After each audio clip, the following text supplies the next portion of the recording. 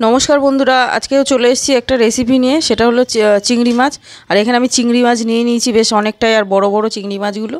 তো এগুলো ধুয়ে কেটে পরিষ্কার করে নিচ্ছি, তারপরে দেখাচ্ছি। তো চিংড়ি মাছটা করার জন্য এখন আমি কটা কাঁচা লঙ্কা নিয়ে নিলাম, 5-6টা কাঁচা লঙ্কা, আর একটু আদা আর একটু রসুন নেবো। ঠিক এইটুকুনি আদা নিয়েছি, আর অল্প 5-6টা-7টা কোয়া নিয়ে নিয়েছি রসুন। একটু পেঁয়াজ নিয়ে নিচ্ছি, 2খানা পেঁয়াজ, এটা পেস্ট করে নেব। আর একটা টমেটো পেস্ট করে নেব। তো চিংড়ি মাছগুলোকে ভেজে নেব।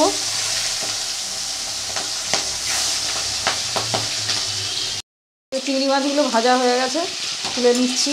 একদম এরকম লাল করে ভেজে নিয়েছি। তো আর এক রাউন্ড ভেজে নিচ্ছি।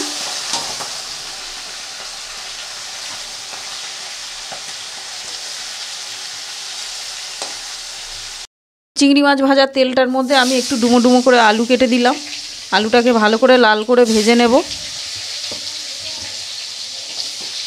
তো চিংড়ি মাছটার মধ্যে যে আদা রসুন পেঁয়াজটা বাটা ছিল দিয়ে দিলাম, খুব ভালো করে কষাবো।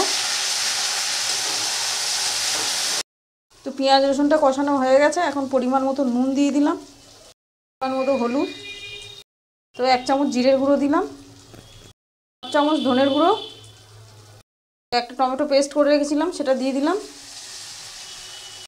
খুব ভালো করে কষিয়ে নেব। মশলাটা কষানো হয়ে গেছে, তেল ছেড়ে দিয়েছে। এখন আলুগুলো ভাজা ছিল সেটা দিয়ে দিলাম। ঝাল লঙ্কার গুঁড়ো দিলাম 1/2 চামচ। তো এখন একটু পরিমাণ মতো জল দিয়ে দেবো। তো ঝোলটা ফুটে গেছে, আর একটুখানি চিনি দিয়ে দিচ্ছি, তাহলে চিংড়ি মাছের টেস্টটা বেশি হয়। এখন যে চিংড়ি মাছগুলো ভাজা ছিল সব দিয়ে দেবো।